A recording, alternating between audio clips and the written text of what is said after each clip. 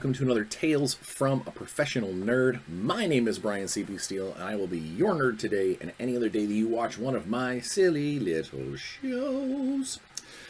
Alright, so with the new format I'm remembering this year, or remembering this time, we will do the week. For those of you who've been watching a long time, you know that I normally do the Week in Bryan right now, but we are going to do it after the chit chat. It'll help keep me to time, I think. So yeah, let's just dive in. I hope everybody's doing okay. I know that there's a lot of chaos out in the world right now, on lots of different fronts, and I hope that you are safe and your families and loved ones are safe. And just want to kind of start that off on a good note. So today's topic, a conversation popped up with actually one of my playtesters.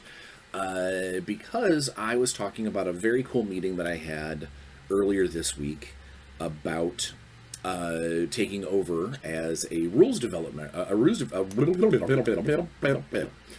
try that again, a rules developer for a project.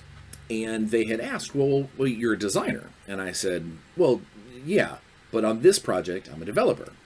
And they asked straight away, they were like, well, what's the difference? And it occurred to me that not everybody knows that. And also when it comes to the design and development of rules and rule systems, where playtesters often fall into the mix. And I think I wanted to take today to kind of go back to the channel's roots and talk about a bit of the process, a little bit of what we do, how we do it. And now, caveat placed here, not every process is the same. And there may be companies out there that use different roles or use different titles for roles, or maybe roll them all into one entity. Or have their Venn diagram, cross over each other a lot. I don't know. I can only go with what I've known over the last 24 years and what is generally when I walk into a room, or if I'm talking to other colleagues, if I mention, oh, I was a developer on this project, what I think they're going to think. So we'll take it from there. Let's start with the easy one, and that's designer. Being a game designer means long hours. No. It means that the initial rules engine, the initial concept, the initial the how to make it go, even if it is just playing off of another game's primary engine. If you're building on it, if you are adding something to it that did not exist before at really like a core level, that is game design. Now there will be some that will argue, for instance, this book right here, boom, the 2024 D&D Player's Handbook, along with its online SRD. That was originally designed. That was a core set of rules. Now there will be some people who will argue that just creating new stuff to play with this is more like rules development. I actually disagree, in the way that you're not modifying the main game. You are creating new things to layer on top of it, to alter its state completely. So a game designer effectively designs games. No, they have I won't say the hardest task, because depending on how inspired the game creation is, or if it's something you've been noodling a long time and it just kind of comes together at this perfect moment. Game design in and of itself, a game designer has extremely fertile ground, has the area, the most freedom to create, because they're creating a raw product. They're creating game engine. They're figuring out how to make this card game, how to make the floops flop. How to make that do what you want it to do, and mathematically do so correctly. It's in a miniatures game. It's the person who figures out What are the stats? What are the numbers? What are the baselines? And how do they interact? Game design in and of itself is extremely creative. You know, it is the first strokes, the first brush strokes on the model, the first things on the canvas, the first chips on the marble. I don't know. Come up with some other metaphor, but it is the designer is the one that kind of gets the ball moving, starts the engine. Again, more metaphors. What is with my metaphors today? But I mean, I'm sure you understand. Now, where it changes from designer to developer is a rules developer generally is someone who takes that core design and I feel like this is as a cop-out, but develops it further.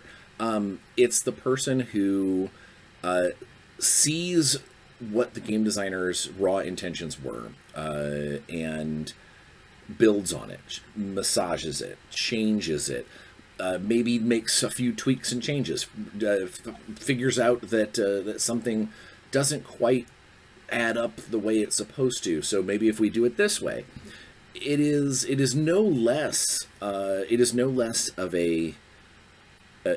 important as a position, you know, as a role in the game's existence.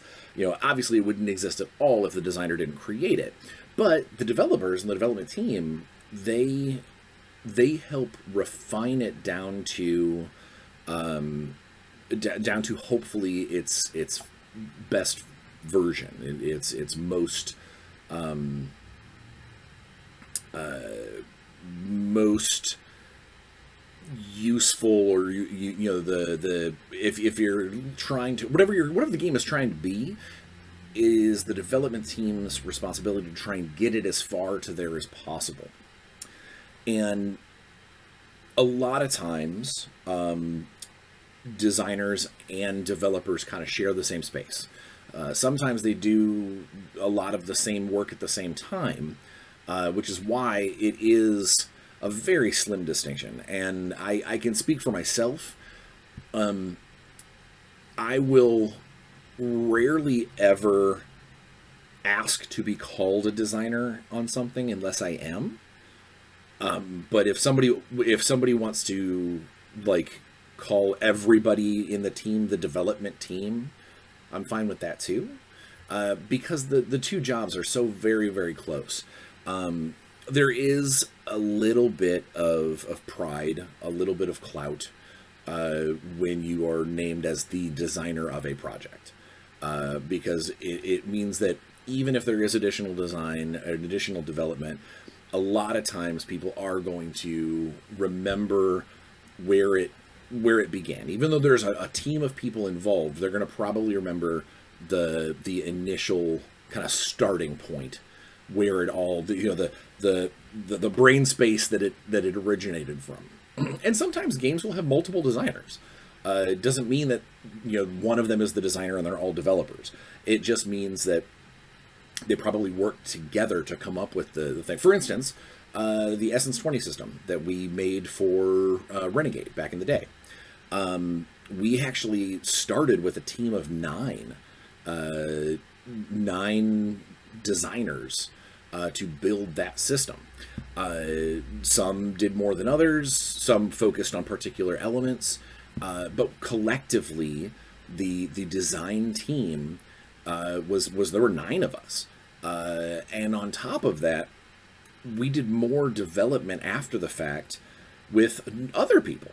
You know, it was very much a group project. There was not a single, I am the designer, you know, set the scepter down, because it was very much a team effort. And I really do think that the system benefited from that mentality a great deal. We had awesome meetings that got everybody together and we discussed the situations, and, you know, oh, we're running into this problem, and hey, here's this mechanic that I think we want to do, and it was very cool.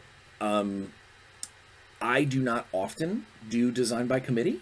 which is kind of a slang term for that, where it's a team effort where everybody kind of throws in and then you sort of discuss and debate on what should be done. I am normally far more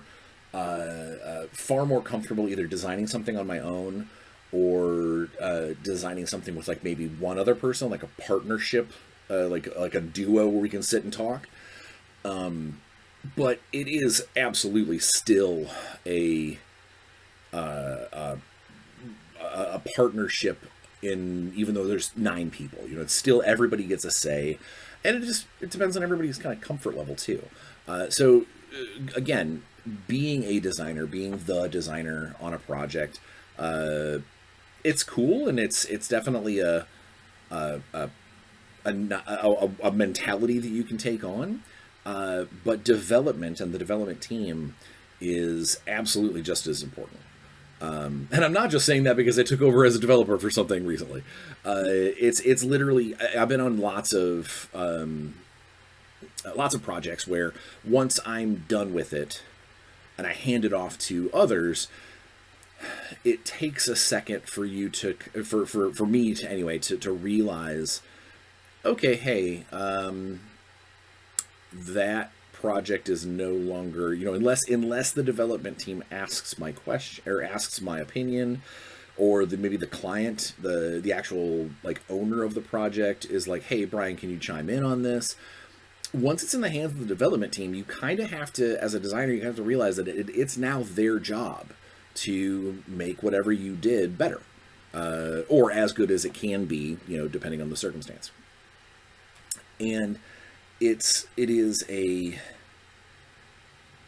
interesting mentality to get into, and I think as a professional, you have to, if you are a designer having a project handed off to development, you have to trust that they were picked to do this development, to do whatever they're doing, for a reason.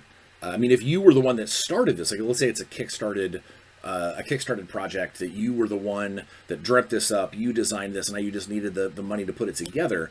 When you put together the development team, you kind of, sort of through a implication of the selection, you put your trust in these people, although you wouldn't have asked them to do this. If you ask them to do this and you don't trust them and you're going to second guess all their stuff, then they're not really developing anything for you. They're more like playtesters, which we'll get to playtesting in a second. So, and especially if a company has a development team or hires a development team, or even just a single developer for a project, they hold the purse strings. They are the ones that are calling the shots. And if they trust that person or want to take a chance on that person to develop and refine your project, then you got to trust that they will. Maybe you might stick your head in and check how things are doing, answer questions, just sort of maybe get some stuff on the page, the proverbial page in some cases, didn't translate quite well, and you want to be able to make sure that they know that it needs to get reworded in the rule book or something like that. If that's the case, then you're still hopefully giving them the agency that they need to be able to do their job. They're part of this process. But it is as a designer handing something off to development, there is a little bit of dropping your kids off at school feel. All right, well, the project is in someone else's hands, and I hope it comes out in the way that it needs to, in the way that it should. That recently happened to me with an adventure I did for the Wardens of the East Marches, season 2. I love the adventure that I wrote. I think it's a lot of fun, and I know that there will probably be some tweaks and alterations when it gets into the editing process and the proofing and development by Alex's team over at Wardens. And I don't want to be that creative or that artist that's like, don't change anything that I've done. It's done for a reason. At the end of the day, it's his project. Him and his company are the ones that are paying for this. Yes, it's my story that I wrote as part of his story, and they're my characters. And but if he's just collectively, it's his baby, it's his bag, and I have to be at peace with that.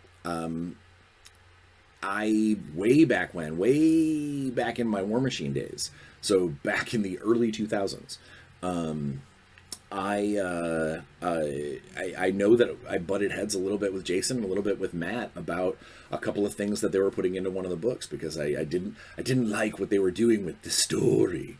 And then later on, when the Cult of Cirrus and the Mage Hunters of Io got actual armies, and the Iosians got their Myrmidons, and a bunch of things that when we originally put together the worlds, when we started telling those stories and had that one of my favorite memories, I'm going to tangent here real quick. One of my favorite memories is just after our Origins Awards wins for War Machine Prime, kind of all of us sort of top the main team that was building War Machine. We all got together in a hotel room. We were sitting around and laying around like schoolgirls on a sleepover, talking about what to do next. How do we follow this up? And one of the things that came out of that meeting is that there were a handful of thou shalt not do's in the fiction as going forward. That we're not going to do this to the game. We're not going to do this to the story. And as the years passed, several of those things ended up happening, and I'm assuming it's because when your game gets big enough, you have to have options. You've got to be able to grow and develop. To get back to our topic, in certain ways, and if the game is going strong enough, you do need those other options, other development options. But every time that would happen, I would always reach out to Jason. I would reach out to friends of ours from that meeting and be like, "So you remember that conversation?" And we'd all have a nice laugh. But that's kind of the thought process. Is while those characters were, things that sprang out of my fingertips, the stories came out onto the page, and I could be, grumpy, upset with some of the stuff that was happening in the game and in the story or whatever. At the end of the day, Privateer Press was paying those developers to create new stories, create new angles, create new things off of the stuff that I had written for them and I had sold for them. And if that's the direction the company wanted to go, I've got no, other than just kind of maybe saying, man, that's not how I saw it unfolding. There's not really much else you can do as a professional anyway. I mean, obviously, I could be unprofessional and raise a stink and be like, that's just silly. That should never happen. My nose is just, that should just, this was dumb and shouldn't happen. Ignore it. It's my headcanon says, yes, there's all of that. But at the end of the day, whoever holds the actual, reins to the project, they've got the final say. And if the final say has told the development team to do this, then the original writer, the original designer, just has to come to those terms. And that is one of the big differences between a designer and a developer is at some point, even though the designer was the one that really had the initial kind of origin of the item in question, project in question, the development team is going to, their job is to then take it from there and go forward, and the designer has to come to that realization and understand that and be okay with that, or it will be fussy. Or it might end up in a project that gets held up in a bunch of arguments, and you say the wrong thing on social media, and it gets around that oh man, they've got problems in the back end. The designer and the developers, they're arguing against each other. Management is telling them to do one thing, and those kinds of things happen all the time. Hopefully, no one knows about it. Hopefully, it stays off of the next big press. I firmly believe that professional troubles that a company is having should stay with the company and between the people involved rather than turning it into a giant circus. But then again, I also disagree with a lot of the social media craze of everybody must need to know everything all the time. He says as he blogs into a camera. The other side of that coin is a developer who's taking on a project. I think that it should be the developer's goal to hone and refine, maybe not redesign. Otherwise you would have been hired to be the designer. Is a developer needs to take what has been handed to them and keep it moving in the direction the designer was hopefully intending, maybe steering a little bit off to one side or the other depending on the needs of the project, but keeping it as the same project. I am going to, here we go, scandal, big scandal. I'm going to use an anecdote about the Star Wars sequels. So in this case, the Star Wars sequels, Disney / Star Wars hired J.J. Abrams to do The Force Awakens, to do episode 7. And he went the safe route, generally speaking, and kind of did a whole bunch of nostalgia pop. And, I actually like episode 7 just fine. It's got its problems, but collectively all Star Wars movies do. And he had set up the direction, effectively, for the rest of that trilogy. Then along comes Rian Johnson, who effectively is hired as the developer of the sequels. Yeah, I mean, I'm paraphrasing here. And decided that the direction that the sequels were going is not the way that it should be, and did absolutely everything in his power to change gears and change everything. And I think that I personally think the movie suffered greatly because of it. As an employer, Disney, who now has to look at this project and says, okay, so the original design element, the original plot of what they were doing has now right-hand turned because of this developer. All right, we're not going to give you the third one, bro. And they gave it back to J.J. Abrams to kind of redevelop what had happened. And I think the final product definitely suffered. It's better than episode 8. It's better than the complete diversion, but it's still not great. And it definitely did not build on or shine and refine what episode 7 had created.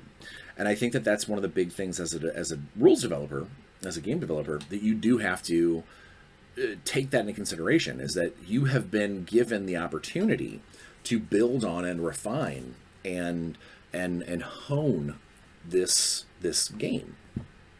And you can make changes, absolutely. No one is ever saying that a developer should just always stick to the plan, stick to the program. If you've got ideas, you can totally flex them, do them, add them if it makes for a better product. But you just need to make sure that you know how much wiggle room, how much malleability you have before you are not developing anymore. You're just redesigning. And sometimes that's a waste of time and resources. But this is where the third part of this conversation, I mentioned that we were going to talk about playtesters. I've talked about playtesters before, and the different kinds of playtesters, and what I look for in a playtester. But that's not what we're going to talk about here. What we're going to talk about here is what a playtester actually does. And they playtest. This whole episode is filled with absolute just blame. Well, the name of the thing is the thing. What do walkers do? They walk. It's a playtester takes a rule set that has been designed and hopefully developed and hopefully refined and edited to at least a certain degree, and puts it through its paces. It's their job to figure out whether or not it functions. And if it functions to a certain degree, does it function better than it should or worse than it should? Is it confusing? Does this wording not make sense? If you did I have to read this 5 times to go, oh, that's what it did? The playtester is effectively a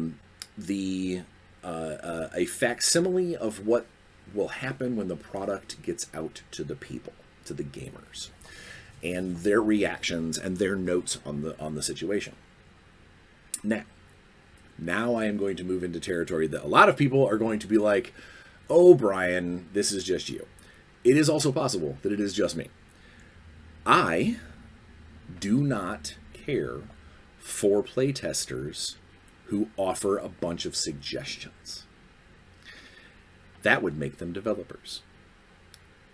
Pointing out something has a problem, pointing out why it has a problem, and pointing out maybe the solution that you had at the table. Or, we couldn't figure out how to make this work, so we did it this way. I think that's awesome, and I think that makes sense. Where I run into problems with playtesters is when a playtester, especially if a playtester is also a rules developer or a rules designer in their own right, is they often try to step in and rules develop along the way. We did not. I'm quoting a playtester, right? I'm paraphrasing a playtester in this instance. I'm taking on the role of a playtester that plays the game and then comes back and says, "Okay, cool. So we found this during our game. ... We think that it would be better if it was like this, and it's a completely different engine. It's a completely different system. It's a completely different something. Or we think this should also be the case." And again, those notes are cool, and their notes and notes are always nice, but as a playtester, that's not their job to try and rules develop their way out of it. It's just to point out when things are working, when things aren't, and are they confusing, and maybe why. Because again, it is a test of what exists. Normally, playtesters don't know what's happening behind the curtain, as for maybe the employer specifically has said, this is something that you have to do, or you can't do. Maybe there's some kind of weird rule or piece of art that has already been made and we have to use it, like it's already been paid for. There's all kinds of things that are going on that the playtesters might not be privy to, and they don't need to. They don't need to know they don't need to know how the sausage is made. So they just need to know that they just need to get the sausage, test the sausage, and tell us whether or not the sausage is good or bad. And maybe, ooh, this has got a little too much pepper. I am metaphor friendly today. So yeah, I think that playtesters often have a very light brushing of development involved. It's when it's when they really focus on trying to develop the product more than what they have is problematic. Because it's also, I don't want to say wasting their time, but it's not, they could be focusing on other elements of the playtest or playtesting other elements of the product, rather than diving down a rabbit hole trying to fix something that may or may not actually be their position to do. But all of that being said, playtesters are so unbelievably important to this this industry, and I think that a lot of companies have forgotten that, have really sort of they put so much emphasis in their development team. Well, the developers will get it right. They're all basically playtesters, rather than actually sitting down and playing the games or putting them through their paces or giving it enough time. I was with a project years ago that the playtesting window was like 2 weeks. And it was like, okay, unless you guys are full-time playtesters, how many uses of this product, how many times can you actually go through and do it? How often can you, like, are you just blurring through? You're going to miss a bunch of stuff. That's the whole point of the playtest is to really put it through its paces. And I also am concerned. I was at that time. That bit of concern of in 2 weeks, can you actually find all the permutations of the different of the different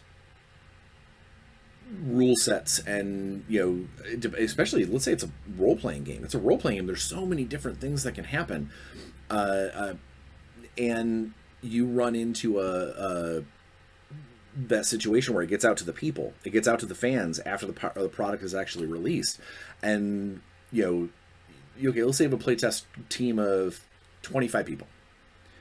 It goes out into public. You now have that's out to thousands of people, hundreds, thousands. I'm not going to go higher than that because gaming is still a relatively small industry. But the chances of someone seeing something skyrocket, and that is always that's always the case. And I do think that part of the reason why some of these companies have stopped playtesting like they should is because the digital age has made it so a lot of these products are, we can always just tweak it. We can always just go back and throw it in errata. We can always do, just change the stat card online, or put a new number in the app, or update the file, and not to sound like a Luddite, but that sort of we can always erase our mistakes mentality has led people away from the importance of the playtester. Because again, if something goes out, it goes out flawed, it goes out problematic, you just go, we'll fix it in post. And I think that's a problem, because it does take away the importance of the playtesting process. Back in the day when you couldn't just update your app and go, okay, all the units are fixed, you had things that needed to be more thoroughly looked at, more concrete, and hopefully well designed and developed before it gets to that point, before it goes out to the world. And similar to how mass-produced food, we'll say, we're again, metaphor land, mass-produced food frequently doesn't quite taste as good or have the right kind of depth of flavor, or Natalie hates this term, but the right mouthfeel, or there's something off or different about it compared to something that was thoughtfully put together using older techniques, home techniques, maybe homegrown food, whatever the case may be, because more time was used. Yes, the mass produced was faster, and it gets out to thousands of people. Thousands of mouths get munched on, or get to munch real quick, where that one painstakingly put together meal might only be enjoyed by a family. I do think that there's a bit of a correlation in my weird metaphor, is taking more time, taking more care, paying attention to the skills, not letting automation, not letting a bunch of cut corners, and we can get it out 2 weeks from now if we throw it to ChatGPT. It'll take 6 months for us to get all the art put together properly, or we can just go online and do it in 2 weeks by slapping a bunch of crap into an AI generator. That's the empty calories of creation. That's the, all right, cool, I bought a McDonald's burger. Somebody else made it for me. Somebody else designed it. It was frozen this morning, but I guess I'll eat it. As opposed to buying the ingredients, getting the person that has the skills, that knows what's going on, and creating you a meal that's going to be better. I think that's where playtesting has become a sacrifice for a lot of companies, is that it is more important for them to hit a deadline, to get 10 more products out in that time frame, than it is to get out 2 very well tested and good products. And the play testers are absolutely so intrinsic to that process. that obviously the designer is the most. The game wouldn't exist if it was never designed. So obviously, the top of the priority, the designer has to create the game. The development team takes the most of the most of the brunt of bringing it up to speed, making it what it needs to be, and then the playtesters are the final, that chrome polish. We're going to try and find any of the flaws, find any of the nicks and scratches and issues, and then give it back to the development team and go, all right, cool, this is what we found. This is the stuff that needs to be fixed or changed, or at least made note of. Maybe it was an artistic choice to do this thing. The playtesters recognized it. Now the development team has to take into consideration, was that a good choice? Or is it something that maybe we go ahead and redo, revamp, whatever? And I think all three of those things, all three of those elements, those kind of creation elements, they all need to work together. Nobody can work in a vacuum, and the communication is obviously, just like anything. Communication is absolutely key.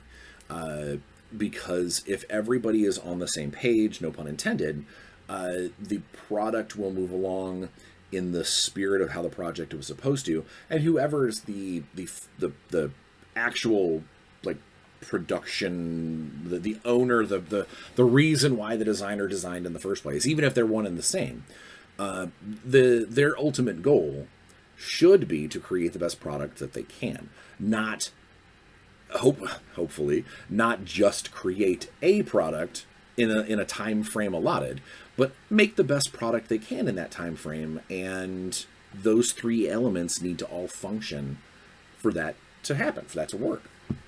And then I think that there's also a certain element of grace that the player bases need to have. This has nothing to do with play. This is completely a side thing. I think everybody in the age of the internet, it has turned everybody into extremely hyperbolic and very light switchy. I either hate it or love it. I either understand it or it's dumb. And I think that there is a certain degree of that in reviewing products. When someone gets a product, or even if it's not even a review, if it's something that they themselves, I am a voice on the internet, and I do not care for this thing. I don't think anyone else should either.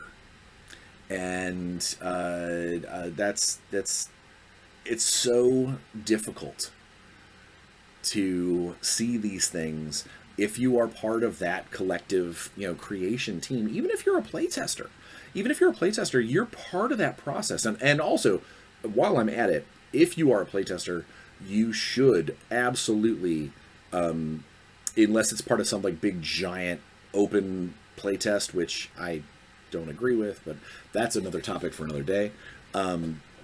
If you're part of the playtest team and you had conversations and notes and reports and things that went to the development team, went to the designer, went to the owner, I think that you should be credited. You're part of the process. You're part of the creation team.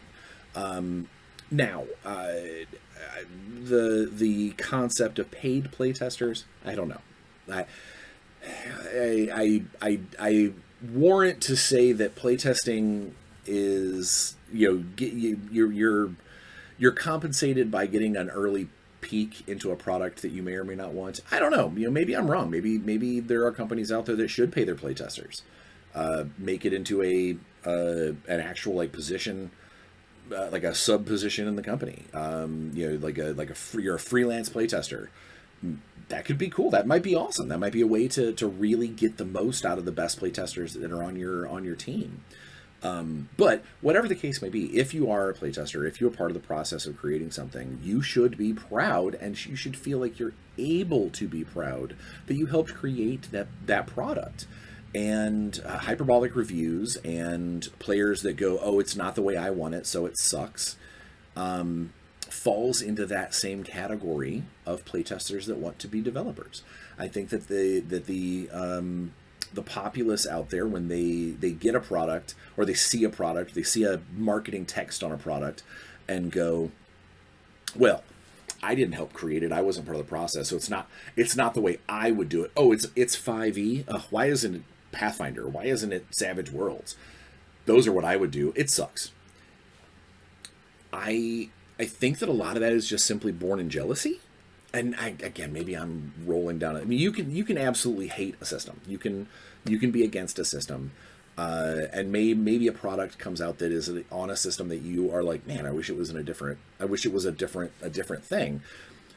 But at the end of the day, those decisions were made, and the product exists. And if you want to make a conversion, if you want to make something or use it at your table in a different way, no one's stopping you. But you trying to armchair your way into a conversation and stop others from enjoying it, I think that's wrong. I think it's silly. All right. Yeah, that's pretty much it. I'm still trying to figure out a good way of a segue into the Week in Bryan when I'm done sort of talking about the topic. We'll figure that out. Maybe I need to find, you know what? Maybe I need to get some kind of sponsor that has like a commercial that I can chunk into the middle there and be like, when we're right back, Week in Bryan. So, Week in Bryan.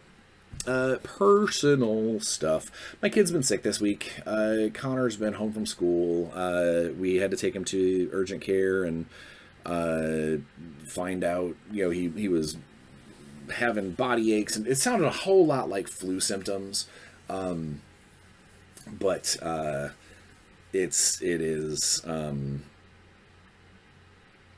they did the flu test, they did COVID test, none of it came back to, they're like some kind of weird upper respiratory virus, go home, drink fluids, be healthy.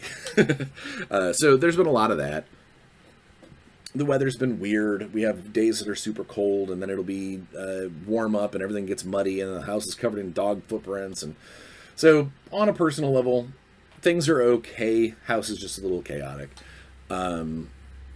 Hobbying, I don't want to show it to you yet, but it might be ready by next week, by next episode. I got a lot done on my charity piece for GaryCon, and I am almost done with an older pair of models that will be part of the narrative event at Adepticon for Warzone. So I've actually been doing some hobbying. I got to get my 3D printer up and running this weekend. I have got some very cool miniatures from a project that I'm working on that I need to find out if the STLs will print properly, so we can get them prepped for Gamma to show them off. That'll be fun. I have some more STLs from Xeogenesis that I need to print out because of my new role over with that game as one of the rules developers, yeah, so there's some hobbying inbound, getting a little bit more done. I'm trying to make sure that I give it myself at least 2 nights a week where I'm at the hobby desk, just because I do have a backlog of stuff that needs to get done before March. And also, it's good for my brain. I stress less when I've had some painting time.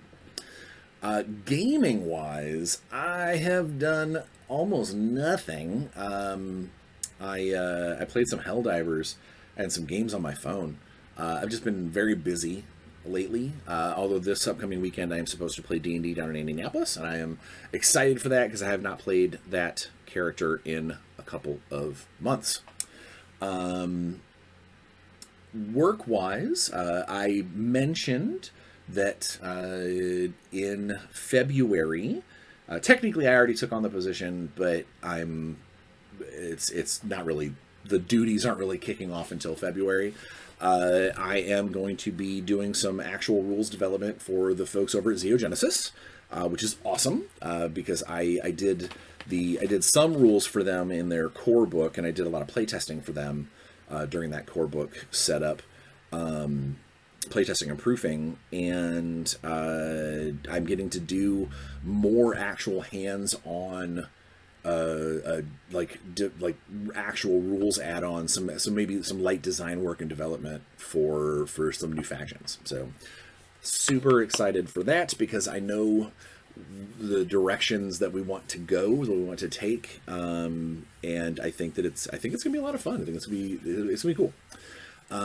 Secret project is still secret. In fact, while I did find out a very cool thing about the secret project later this year, we'll be telling you more about that. I was also told that we won't be announcing it for several months, so I need to wait to tell anybody about that. Still making a bunch of monsters for Dungeon in a Box. Still working on Warzone stuff. Right now, a lot of my time for Warzone is being focused on getting everything ready for Adepticon. Because if I can get all of those files over to the layout guy and get everything squared away and ready to go, Adepticon will go far more smoothly for us. As it is, it's the first show that Warzone is going with Tag, the first Adepticon. So I have there's some unknown elements floating about that I just need to wait and see how everything pans out. But we're still pushing forward and making cool stuff. And at this time, the Eternals tournament, I think had 3 slots left out of the initial 30. The narrative game was completely sold out in like 10 minutes. And the build and play, I think, had 6 or 7 slots left out of 21. Yeah, so no, just it's Adepticon's going to be a fun show for us. It's always a big show for minis games, but I think this one's going to be particularly good. I think, is that it? Oh no, getting a bunch of stuff done for Intergalactic Heroes. This week was a lot of art discussion as we move into the next phase of getting that book ready to go. More on that in the future. There is a very distinct possibility that I might have something cool for reviewers or media, like role-playing game media. So if you know anybody who would be interested in being part of some kind of media push for Intergalactic Heroes, have them get in touch with me or post a link or whatever in the comments, and I'll chase them down and see what's what. Yeah, I think that's just about it. Yeah, I think we're good. Putting the week in Bryan at the end is weird. I'm not used to it yet. I'll get there. So yeah, until next time, when hopefully I have some cool hobby stuff to show off. Please be safe. Just wear your mask in places you need to. Don't wear a mask if you don't need to. And don't lick doorknobs. Wash your hands. Open doors for people. Just be good, and try and make every room a little happier than when you got there, and maybe we'll all be okay.